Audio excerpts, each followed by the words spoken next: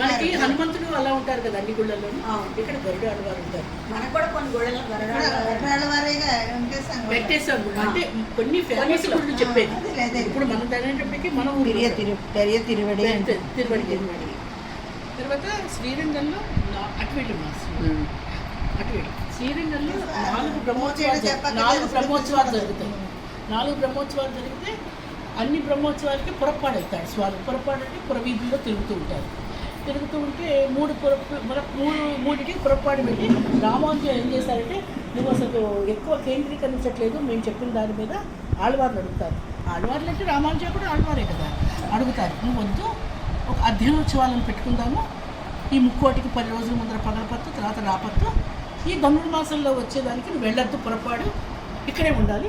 అధ్యయన మండపంలో 10 రోజులు, ప్రొద్దుటి వేళ సాయంకాలం మోకాళ్ళ మండపంలో చేద్దామని అధ్యయనోత్సవాలు, ఈ ధనుర్మాసంలో వచ్చే అధ్యయనోత్సవాలు ఇక్కడ చేస్తారన్నమాట శ్రీరంగంలో. వీళ్ళందరూ ఆడవారు వంశంలో.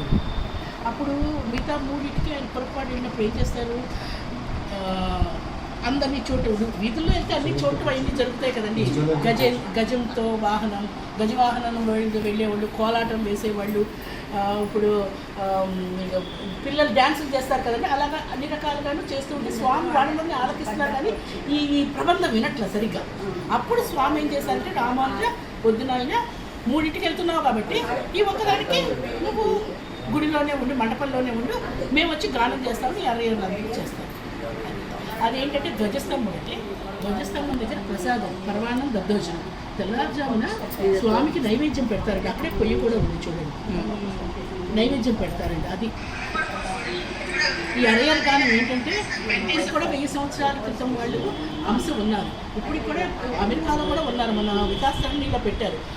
వాళ్ళు ప్రతి సంవత్సరం వచ్చి ఈ టైంలో 21 రోజు ఉండి స్వామికి అరయ్యల గానం చేసి వెళ్తారు, ప్రబంధ పారాయణం చేసి వెళ్తారు. వాళ్ళు ఇప్పుడు అక్కడ ఎంత పెద్ద పోస్టుల్లో ఉన్నా ట్రెడిషన్ మారలేదు. అది గొప్పతనం. జై శ్రీమన్నారాయణ.